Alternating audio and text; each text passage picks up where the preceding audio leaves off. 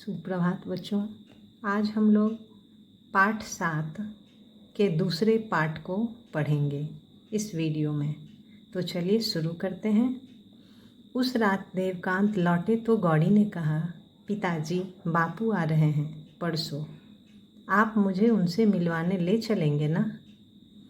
जब देवकांत घर लौटे तो उनकी बेटी ने उनसे कहा, गौड़ी ने कहा कि परसों बापू आ रहे हैं पिताजी, क्या आप उनसे मिलवाने मुझे ले चलेंगे ना। सुनते ही देवकांत का चेहरा सफ़ेद पड़ गया। गांधी जी के आने का उन्हें भी पता चल गया था, पर वह अभी उनसे मिलना नहीं चाहते थे। जानते थे पुलिस उनके पीछे पड़ी है। कुछ देर चुप रहकर बोले, अभी तो नहीं बेटी, कुछ ज़रूरी काम है। पर बेटी की जिद थी, देवकांत इनकार ना कर सके। उन्होंने हामी भर दी। बच्चों, जब गौड़ी अपने पिताजी से जिद करने लगी गांधी जी से मिलने के लिए, तो देवकांत ने हामी भर दी। लेकिन देवकांत का चेहरा सफ़ेद पड़ गया था सुनकर, जब उनकी बेटी ने कहा कि पिताजी आप मुझे गांधी जी से मिलवाने ले चलेंगे ना, क्योंकि वो जानते थे कि उनसे मिलना अभी ठीक नहीं है, क्योंकि पुलिस उनके पीछे पड़ी हुई है। किसके पीछे पड़ी हुई है? देवकांत बाबू के पीछे पुलिस पड़ी हुई है। पर बेटी के जिद के आगे उनकी एक ना चली और उन्होंने हामी भर दी। अब आगे देखिए। जिस दिन महात्मा गांधी को आना था, सुबह से ही प्लेटफॉर्म पर भीड़ होने लगी थी।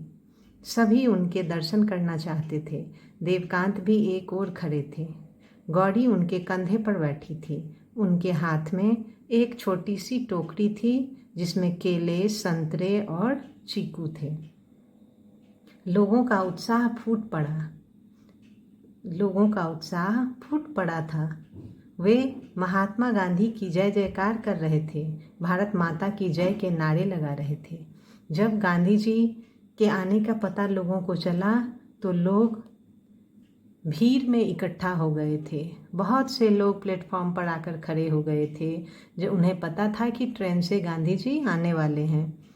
और देवकांत बाबू की बेटी गौड़ी भी उनके कंधे पर बैठी थी और उसके हाथ में एक छोटी सी टोकरी थी जिसमें केले, संतरे और चीकू थे। इतने में गाड़ी के आने की सूचना मिली। गाड़ी आकर रुकी तो लोग उस डिब्बे की ओर दौड़े जिसमें गांधी जी बैठे थे। जैसे ही गाड़ी प्लेटफॉर्म पर आकर रुकती है तो सभी लोग प्लेटफॉर्म पर उस डिब्बे की तरफ दौड़ते हैं जिसमें गांधी जी बैठे हुए थे। गांधी जी उस समय पुस्तक पढ़ रहे थे। उनका ध्यान किताब पढ़ने में था। एक हाथ उन्होंने बाहर निकाला हुआ था। लोग जो भी चंदा देते उसे लेकर वह भीतर रखे थैले में डाल देते, फिर हाथ बाहर निकाल देते। अब गांधी जी क्या किए थे कि गांधी जी अपने हाथ बाहर निकाल लेते थे और जो लोग चंदा देते थे उनको लेकर भीतर रखी पोटली में रख लेते थे और फिर दोबारा हाथ को बाहर निकाल लेते थे। देखते ही देखते बहुत सी महिलाओं ने अपने गहने उतार दिए। सिक्के और नोटों की तो कमी ही ना थी। लोगों का उत्साह देखते ही बनता था। ना जाने कब गौड़ी देवकांत के कंधे से उतरी, भीड़ में होती हुई गांधी जी के पास पहुंच गई। बोली, बापू देखिए मैं आपके लिए क्या लाई हूँ। और देखते ही देखते बहुत सी महिलाओं ने क्या किए, अपने गहने उतार दिए। सिक्के और नोटों की तो कमी ही नहीं थी। और इतने में ना जाने कब गौड़ी देवकांत के कंधे से उतर गई और भीड़ में होती हुई गांधी जी के पास पहुंच गई और जाकर क्या बोलती है पता है? देखिए मैं आपके लिए क्या लाई हूँ।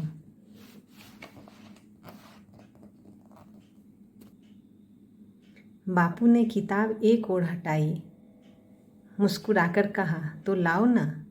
जैसे ही गौड़ी ने कहा कि देखिए मैं आपके लिए क्या लाई हूँ, तो बापू ने क्या किया, किताब को एक ओर हटाई जो वो पढ़ रहे थे और मुस्कुराकर कहा, तो लाओ ना।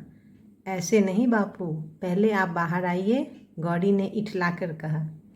तो गौड़ी ने क्या कहा पता है? ऐसे नहीं बापू, पहले आप बाहर आइए। गांधी जी ने किताब नीचे रखी और हंसते हुए बाहर आ गए। उन्होंने गौड़ी को पास बुला लिया, उससे बातें करने लगे। आसपास लोगों की भीड़ इकट्ठी हो गई। देवकांत भी तब तक आ गए थे।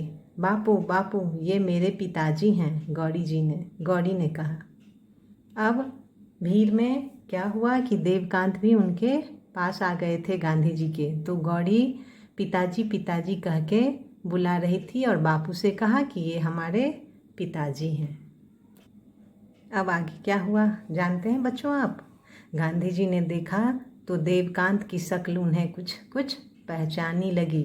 जब गांधी जी ने देवकांत को देखा तो उन्हें लगा कि ये शक्ल तो कुछ पहचानी हुई लग रही है। देवकांत बोले, आपके आश्रम में आपसे मिल चुका हूँ, आपके कई पत्र भी मेरे पास हैं। इतने पर देवकांत ने क्या कहा? देवकांत ने कहा कि आपके कुछ पत्र भी मेरे पास हैं और मैं आपके आश्रम में जाकर आपसे मिल भी चुका हूँ। देवकांत, गांधी जी के होठों से बड़बस निकला। आपको पता है कि बड़बस का क्या अर्थ होता है? बड़बस का अर्थ होता है अनायास, बिना प्रयास के। एक शब्द है बड़बस। बड़बस का अर्थ है अनायास या बिना प्रयास के। तो गांधी जी के होठों से बड़बस निकला। दाढ़ी बढ़ी होने के कारण, दाढ़ी बढ़ी होने के बावजूद वह देवकांत को पहचान गए थे। देवकांत की दाढ़ी तो बढ़ गई थी, बावजूद इसके गांधी जी ने उन्हें पहचान लिया। बापू ने टोकरी रख ली। गौरी ने टोकरी बापू की ओर बढ़ा दी। बोली, बापू आपको भूख लगी होगी, ये फल आपके लिए लाई हूँ, खा लीजिए ना। अब क्या की गौरी ने बापू से जिद करने लगी कि मैं ये फल आपके लिए लाई हूँ, तो बापू आप इसको खा लीजिए। बापू ने टोकरी रख ली, फिर गंभीर होकर कहा, लेकिन मेरी भी एक शर्त है। अब बापू ने टोकरी तो रख ली, पर गंभीर स्वर में उन्होंने कहा कि मेरी भी एक शर्त है। गौरी पूछती है, वह क्या? तो गांधी जी कहते हैं, वह यह कि बच्चों की चीज़ें मैं मुफ्त नहीं लेता, बदले में उन्हें भी कुछ लेना पड़ता है। गांधी जी ने हंसते हुए कहा। फिर वह अंदर गए। टोकरी एक तरफ रख दी। रेलगाड़ी की डिब्बे में फूल मालाओं का ढेर था। वह झट दोनों हाथों में कुछ मालाएं उठाकर लाए। गौरी को पकड़ाकर कहा, ये तुम्हारे लिए है।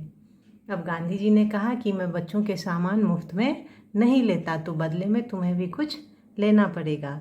और इस पर वो क्या किए, अंदर गए और वहाँ से फूल मालाएं जो पड़ी हुई थी उनके पास, उसे उठाकर ले आए और उन्होंने गौरी को देते हुए कहा, माला पकड़ाते हुए कहा कि ये तुम्हारे लिए है। तो आप जानते हैं बच्चे, गौरी का चेहरा जो था वो खिल उठा, जैसे दुनिया का अकूल खजाना मिल गया हो। अकूल का अर्थ होता है अथाह, जिसका अंदाज ना लगे। तो गौरी को लगा जैसे अकूल खजाना मिल गया हो। देवकांत भी मंद मंद मुस्कुरा रहे थे। मंद मंद का अर्थ होता है धीरे धीरे। तो देवकांत भी धीरे धीरे मुस्कुरा रहे थे। इतने में गाड़ी चल दी। अब ये सब हो ही रहा था कि रेलगाड़ी फिर चल दी। देवकांत ने कहा, गौरी ये फूल अनमोल है, संभाल कर रखना। और देवकांत ने अपनी बेटी गौरी से कहा कि ये जो फूल माला तुम्हारे हाथ में है ये अनमोल है, इसे संभाल कर रखना। धीरे धीरे भीड़ छटने लगी। गौरी पिता की उंगली पकड़कर चल रही थी। धीरे धीरे भीड़ क्या हो रही थी, छटने लगी, यानी कि कम होने लगी। और गौरी ने क्या किया, अपने पिता का हाथ पकड़कर वो चल रही थी। अभी वे प्लेटफॉर्म से उतरे ही थे कि एकाएक पुलिस के 5-7 सिपाही देवकांत की बढ़े बोले, मिस्टर देवकांत, आपको गिरफ्तार किया जाता है। जैसे ही प्लेटफॉर्म से वो उतरे थे कि एकाएक पुलिस की 5-7 सिपाही ने देवकांत को पकड़ लिया और उन्होंने कहा कि आपको गिरफ्तार किया जाता है। आप देख रहे हैं चित्र में 5-6 सिपाही खड़े हैं और वो देवकांत भी उनके पास खड़े हैं और वो देवकांत के पास खड़े हैं। तो देवकांत जिस आशंका से घबरा रहे थे वही हुआ। प्लेटफॉर्म पर चप्पे चप्पे पर सरकार के गुप्तचर थे। जब गांधी जी ने देवकांत का नाम लिया, सारा भेद खुल गया। देवकांत फिर कैसे बच पाते? गांधी जी ने जो देवकांत का नाम लिया था उसी में उनका भेद खुल गया था और सारे लोग समझ गए थे कि यही देवकांत है और इसी पर उन्हें पुलिस गिरफ्तार कर ली। अब उधर गौरी हक्की बक्की खड़ी थी, समझ नहीं पा रही थी कि पुलिस उनके पिताजी को क्यों पकड़ रही है। गौरी जो देवकांत के पास खड़ी थी वो समझ नहीं पा रही थी कि आखिर उनके पिताजी को पुलिस क्यों पकड़ रही है। देवकांत ने एक व्यक्ति को वकील साहब के घर का पता बता दिया। बोले, मेरी बेटी को वहाँ पहुँचा दीजिए, आपका एहसानमंद रहूँगा। फिर वह चुपचाप पुलिस वालों की गाड़ी में बैठ गए। अब जब पुलिस ने उन्हें गिरफ्तार कर लिया तो उन्होंने वकील साहब यानी कि अपने दोस्त का नाम पता बता दिया और उन्होंने कहा कि आप मेरी बेटी को वहाँ पहुँचा दीजिए, मैं आपका एहसानमंद रहूँगा, और खुद पुलिस की गाड़ी में बैठकर उसके साथ चले गए। गौरी भीगी आंखों से पिता को जाते देख रही थी। घर जाते ही वह फूट फूट कर रो पड़ी। गौरी ने अपने पिता को पुलिस की गाड़ी में जाते हुए देखा था। जैसे ही वो घर पहुंची फूट फूट कर रो पड़ी। वकील साहब और राधा ने किसी तरह उसे चुप कराया। सोमेश बाबू देवकांत को जेल से छुड़ाने की कोशिश में जुट गए और जो बेटी थी राधा सोमेश बाबू की, वो गौरी को किसी तरह बातों में लगाकर अपने पास बैठाकर उसका ध्यान खींचती थी, अपनी तरफ आकर्षित करती थी ताकि गौरी रोए नहीं। और जो सोमेश बाबू थे वो उनको देवकांत को जेल से छुड़ाने की कोशिश कर रहे थे। शहर में जिसको भी पता चला कि बापू ने गौरी को मालाएं दी हैं, वह दौड़कर गौरी के पास आता। गौरी माला में से एक फूल निकालकर दे देती। इस तरह देते देते सिर्फ एक फूल बचा। गौरी ने वह किसी को नहीं दिया, चुपचाप भीतर जाकर पिताजी का झोला उठाया। उसमें वंदे मातरम किताब थी जो उनके पिता को बहुत प्रिय थी। वह फूल उस किताब में रख दिया।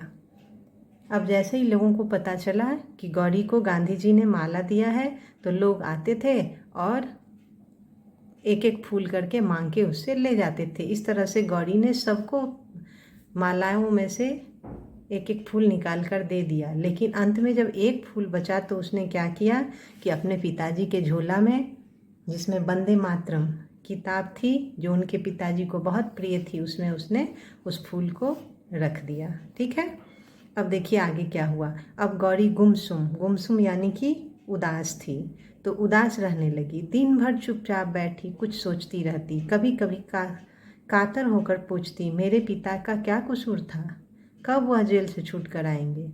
उसको दिलासा देते खुद सोमेश बाबू की आंखें भीग जाती। अकेली राधा ही थी जो उसको किसी तरह बहलाए रखती। गौरी अपने पिता को बहुत याद करती थी और वो हमेशा बोलती कि आखिर क्या कसूर था मेरे पिताजी का कि पुलिस उन्हें पकड़कर ले गई। आखिर 2 वर्ष बाद देवकांत जेल से छूटे। जैसे ही वह घर आए गौरी उनसे लिपट गई। फिर उसे कुछ याद आया, बोली, ठहरिए पिताजी। जैसे ही सोमेश बाबू तो उन्हें छुड़ाने का प्रयास कर ही रहे थे हमेशा, पर 2 साल के बाद देवकांत जेल से छूटे। जैसे ही वह घर आए देवकांत, गौरी उनसे लिपट गई। फिर उसे कुछ याद आया और बोली, ठहरिए पिताजी।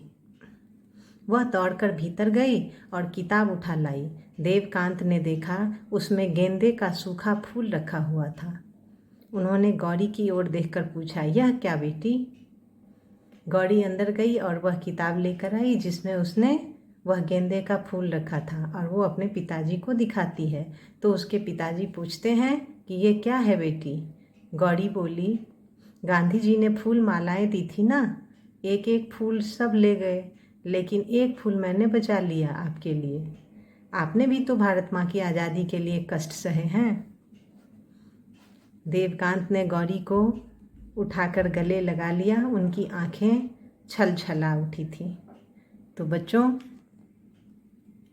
अपनी बेटी गौरी की बातें सुनकर देवकांत की आंखें छल छला गई। किस बात पर? जब गौरी ने कहा कि आपने भी तो भारत माँ की आज़ादी के लिए कष्ट सहे हैं, तो इसलिए मैंने एक फूल आपके लिए भी बचा कर रखा है। तो ये पाठ आपका खत्म हो गया। अब प्रश्न उत्तर मैं आपको PDF के द्वारा भेज दूंगी। ठीक है।